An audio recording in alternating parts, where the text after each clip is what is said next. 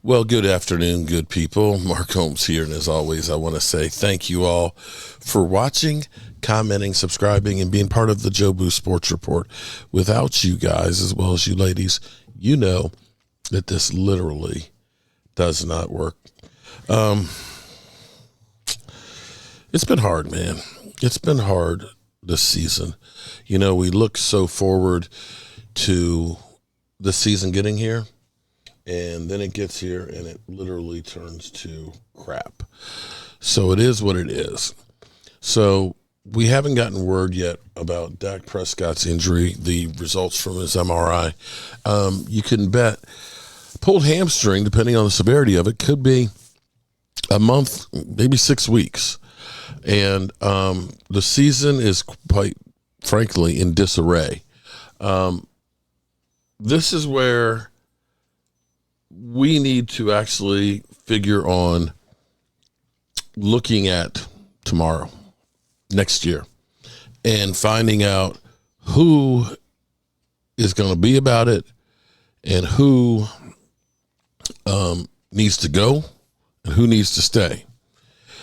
And the Cowboys invested more into Trey Lance than they did with Cooper Rush. Cowboys invested a number 4 pick in Trey Lance, which could have been drafting a running back or the money to pay Derrick Henry to be here. Either way, the Cowboys, you know, as we talk about wasted money with Dak Prescott, we got to look all the way around all the places that we wasted money and try and see what we can do to maximize what we're getting. This is where I'm going to say the Cowboys should look at playing Trey Lance for a couple of reasons. Our offensive line is completely porous, okay?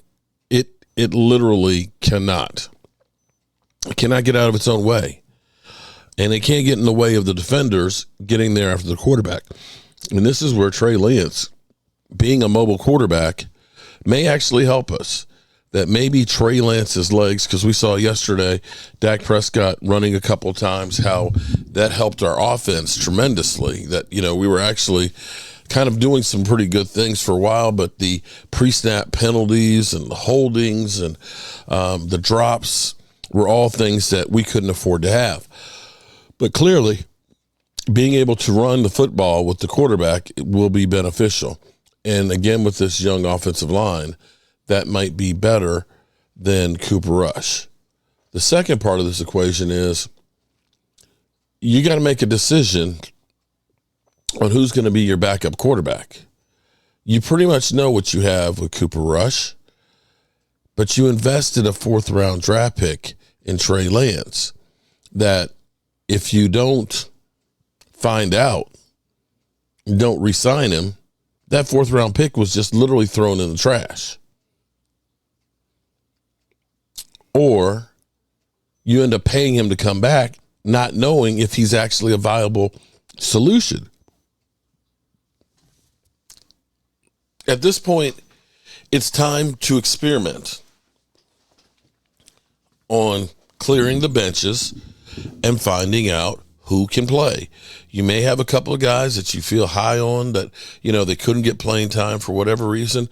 Well, right now, clear the bench. Clear the bench.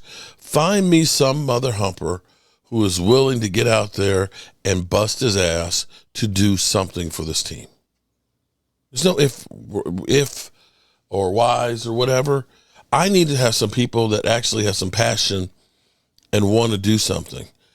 And I'm sick and tired. I'll be honest with you, man. I'm sick and tired of everything of, God, we are such front runners. You know, when things are going good, we're all in your face, man. You know, we're all in your face.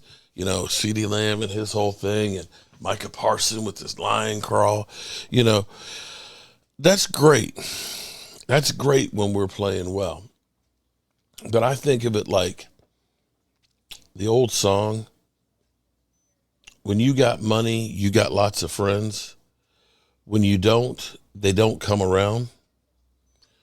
And that is the truth. when times are good, oh man, it's AT&T is rocking.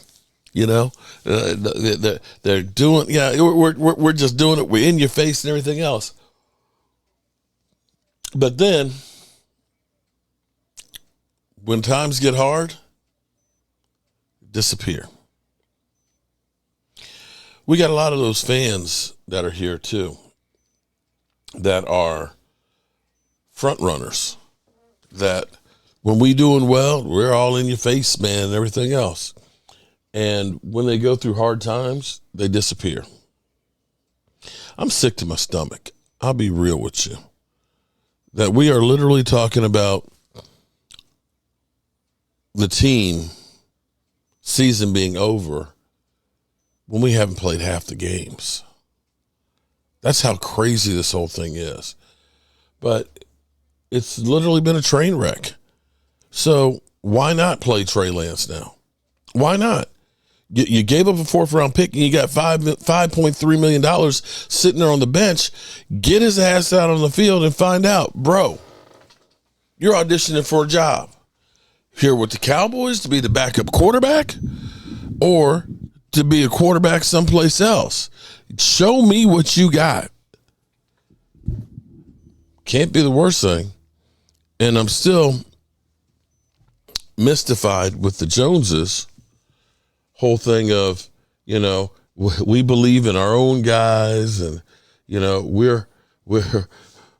we got what we need right here. I've seen people turn it around and I'm sick of that. Jerry, I'm sick of that. You and I both know that we're in hell right now and that this team as currently constructed with all of the injuries that we got no chance of going anywhere. This ain't a Super Bowl team, and that's what it's about. So you out there talking about a soft rebuild, bro, it's been forced into being a complete rebuild. That's where you are right now. And we just got to get on board with that and understand that's where we are. You have to figure that Zeke Elliott is never going to play another down for us.